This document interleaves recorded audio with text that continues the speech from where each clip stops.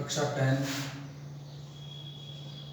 Subject Sanskrit. कल हम इससे पहले संप्रदान कारक पढ़ रहे थे।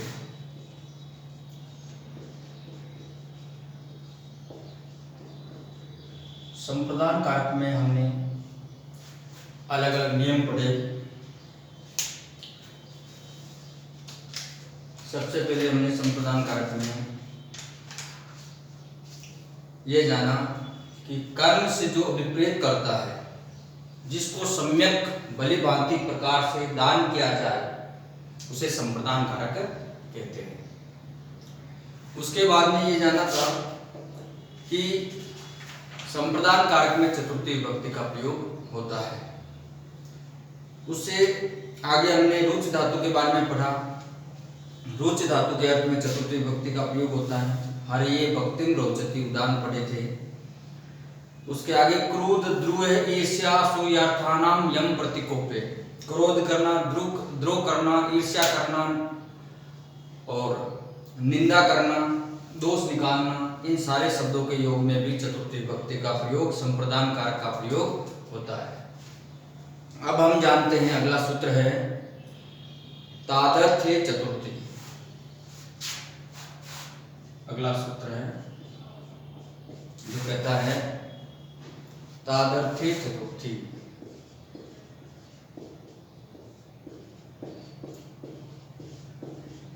इस सूत्र का अर्थ होता है जिस अर्थात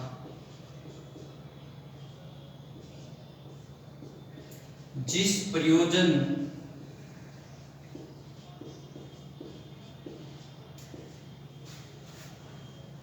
प्रयोजन के लिए कोई कार्य किया जाता है, जिस प्रयोजन के लिए कोई कार्य किया जाता है,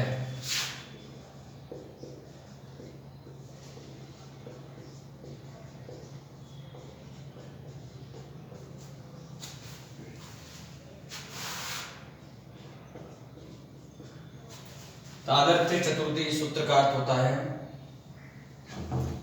कि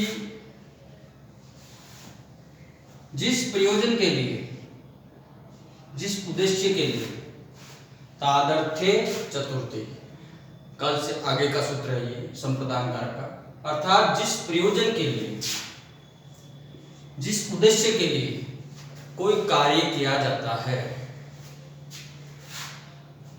तो देखिए उदाहरण है यथा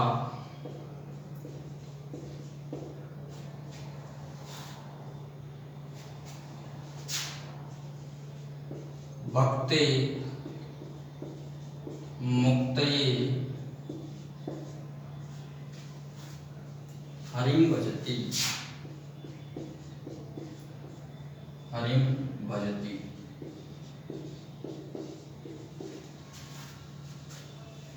भक्त मुक्ति के लिए हरि को भजता है। इसका अर्थ है भक्त मुक्ति के लिए, मोक्ष के लिए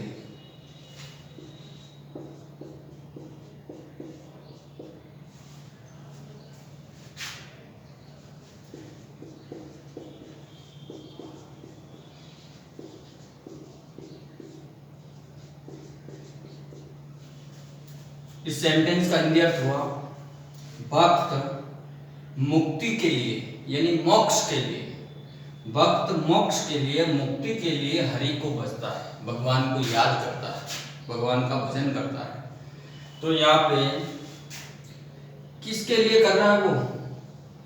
मोक्ष के लिए, मुक्ति के लिए। तो मुक्तये इसमें चतुर्थी विभक्ति का प्रयोग हो गया। अर्थात जिस प्रयोजन के लिए, प्रयोजन का मतलब होता है उद्देश्य, प्रयोजन शब्द का अर्थ होता है उद्देश्य, यानी जिस उद्देश्य के लिए कोई कार्य किया जाता है। तो भक्त का उद्देश्य क्या है? मुक्ति प्राप्त करना, मोक्ष प्राप्त करना। तो इसमें चतुर्थी विभक्ति होगी। भक्ते मुक्तये हरिं भजति, भक्त मुक्ति के लिए हरि को भजता है। किसके लिए भजता है? मुक्ति के लिए। तो मुक्ति में चतुर्थी विभक्ति हो गई। हरिये बनता उसी प्रकार बन गया मुक्तये, चतुर्थी विभक्ति का एक वचन। हारये बनता है, उसी प्रकार मुक्तये बन गया।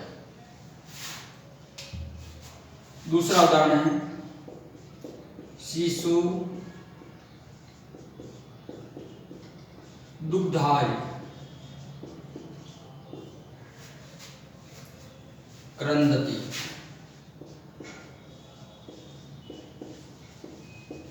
इसका हिंदी अर्थ है शिशु दूध के लिए रोता है। क्रंदति का मतलब रोता, रोना। बालक दूध के लिए चीखता है, रोता है या चीखता है, चीखता है। तो शिशु दूध के लिए चीखता है। क्रंदन करने का मतलब होता है चीखना। बालक दूध के लिए चीखता है, अर्थात जिस प्रयोजन, यानी प्रयोजन का मतलब उद्देश्य, जिस उद्देश्य के लिए कोई कार्य किया जाता है।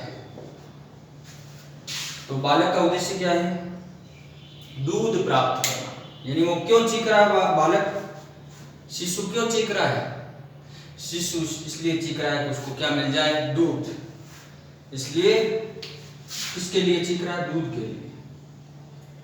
तो दुग्धाय, रामाय चतुर्थी विभक्ति, फलाय चतुर्थी विभक्ति का एक वचन हो गया। तो ये नियम है तादर्थ्य चतुर्थी, जिसका अर्थ होता है जिस प्रयोजन या उद्देश्य के लिए कोई कार्य किया जाता है तो उसमें चतुर्थी विभक्ति संप्रदान कारक का प्रयोग किया जाता है। अब लेते हैं अगला नियम।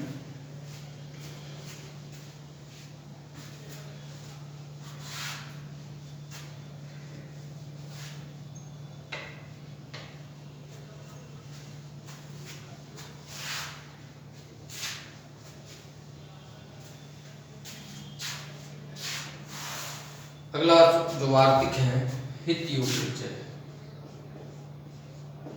हित योगे च।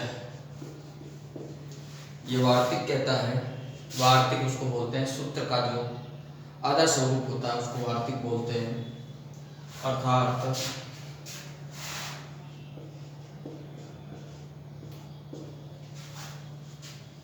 हित और सुख शब्दों के योग में, अर्थात हित और सुख शब्दों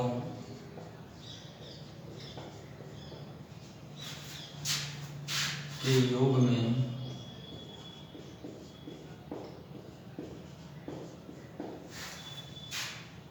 चतुर्थी विभक्ति आती है।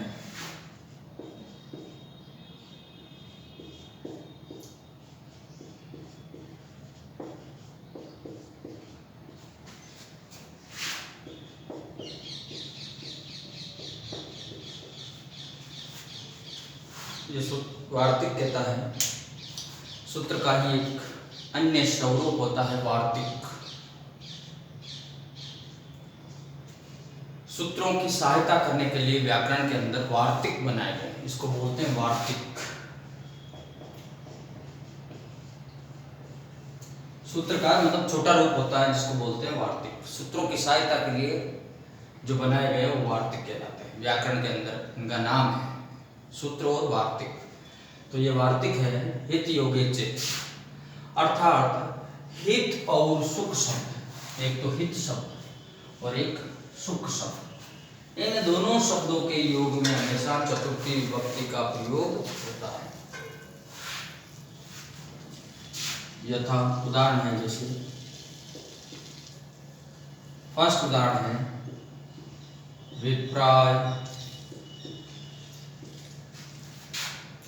हितम भूयात्।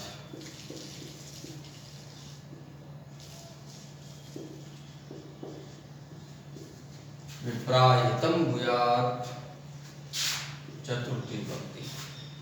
इसका हिंदी अर्थ होता है ब्राह्मण का हित हो, ब्राह्मण का हित हो, और हित का मतलब भला।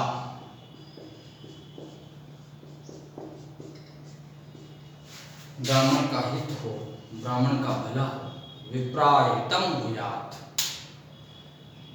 दो ही शब्द है इसमें, हित योगे च, च यानी और, च शब्द अवयव शब्द जिसका अर्थ होता है और, हित और च का मतलब सुख शब्द, अर्थात हित और सुख शब्दों के योग में चतुर्थी विभक्ति आती है। तो ये आ गया यहाँ पे हित शब्द, ब्राह्मण का हित हो, हित का मतलब भला हो, तो हित शब्द आने के कारण इसमें क्या होगी, विप्राय, रामाय, रामे रामो रामा, रामम रामो रामान, रामेण रामभ्याम रामई, रामाय, चतुर्थी विभक्ति एकवचन, विप्रे विप्रो विप्रा, विप्रम विप्रो विप्रान, विप्रेन विप्राभ्याम विप्रे, विप्राय, रामाय, चतुर्थी विभक्ति एकवचन, ब्राह्मण शब्द का। अगला उदाहरण है दूसरा, बालकाय सुखम भूयात्। बालकाय सुखम भूयात्,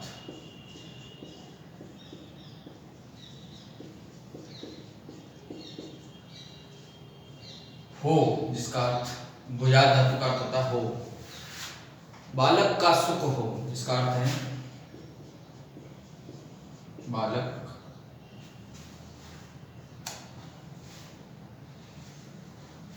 बालक का सुख हो,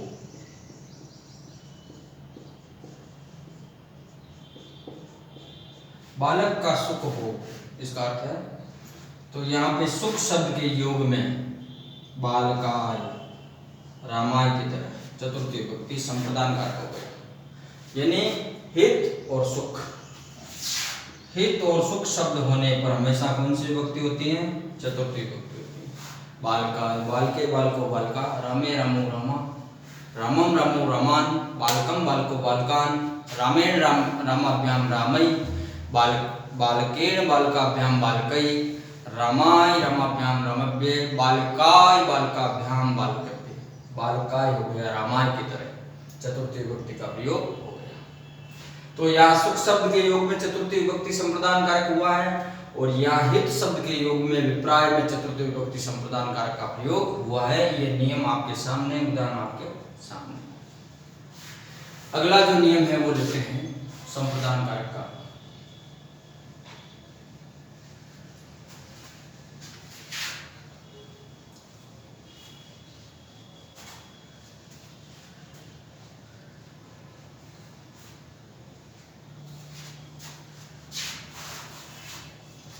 अगला नियम है आपके नमः,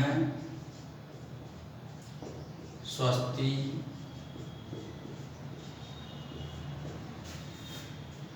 स्वाहा,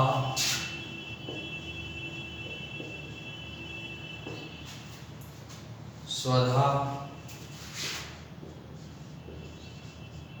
अलम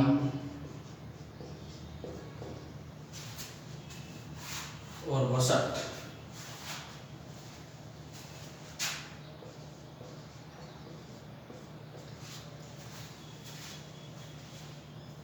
के योग में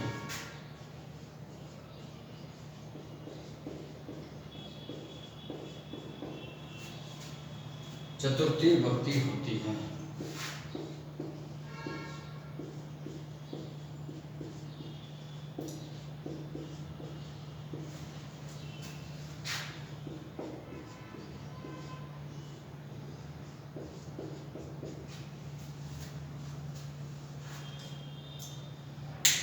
अगला नियम है नमः, नमस्कार,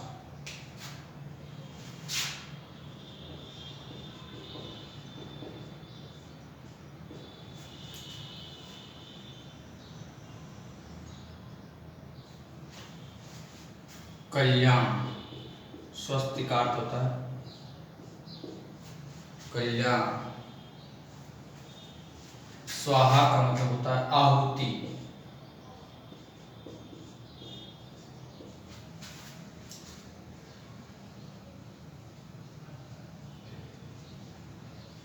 स्वधा का मतलब होता है अन्न इत्यादि, अन्न,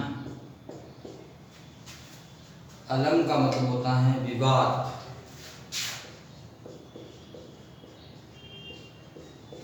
और वसत का मतलब होता है आहुति।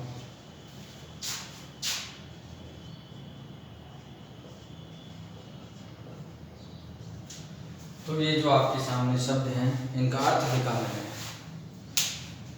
नमे, नमे का मतलब होता है नमस्कार।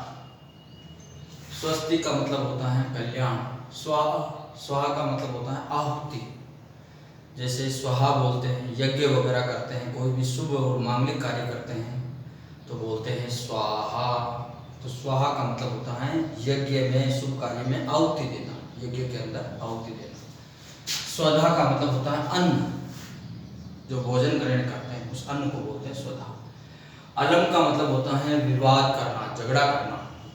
और वसट का मतलब भी होता है आहुति देना। स्वाहा और वसट दोनों का मतलब होता है आहुति देना, यज्ञ के अंदर आहुति देना। इन शब्दों के योग में कौन सी विभक्ति होती है? चतुर्थी विभक्ति होती है। और चतुर्थी विभक्ति होते ही वहां पे संप्रदान कारक का प्रयोग होता है। जैसे उदाहरण लेते हैं,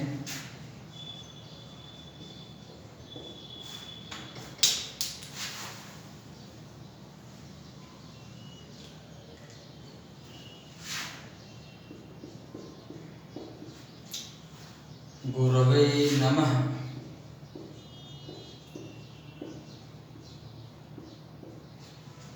गुरवे नमः, गुरु को नमस्कार। तो यहाँ पे नमः के योग में एग्जाम में आता है आपके लिखा हुआ गुरवे नमः। इसमें ये पूछा जाता है, बार बार मैं बता रहा हूँ आपको, कि आपसे पूछेंगे गुरवे नमः सेंटेंस आपके लिखा हुआ होगा वाक्य, और आपसे पूछेंगे कि इसमें किसके योग में, कौन से शब्द में कौन से विभक्ति हुई है। तो आपको वहाँ एग्जाम में लिखना होगा नमे के योग में, नमे के योग में, नमे आने के कारण गुरवे में चतुर्थी हुई। गुरवे शब्द में चतुर्थी विभक्ति का प्रयोग हुआ है, नमे के योग में हुआ है, नमे के कारण हुआ है। ये आपको एग्जाम में लिखना पड़ता है, ये आंसर होता है आपके एग्जाम में। ये प्रश्न आता है गुरवे नमे, आपको आंसर देना पड़ता है कि नमे के योग में गुरवे में चतुर्थी विभक्ति का प्रयोग हुआ है। ऐसे सवाल आता है आपके कारक। बार बार बता रहा हूँ मैं आपको, योग में, इसके अर्थ में मतलब। तो गुरुवे, गुरु, गुरु शब्द कारांत पुल्लिंग है। गुरु गुरु गुरुवः, गुरुम गुरु गुरून्, गुरुणा गुरुभ्याम गुरुभिः, गुरवे चतुर्थी विभक्ति एक वचन में बनता है गुरवे। ये आ गया आपके चतुर्थी विभक्ति एक वचन गुरवे। पीछे रखो। दूसरा उदाहरण है स्वस्ति का। जैसे तो प्रजाभ्ये स्वस्ति,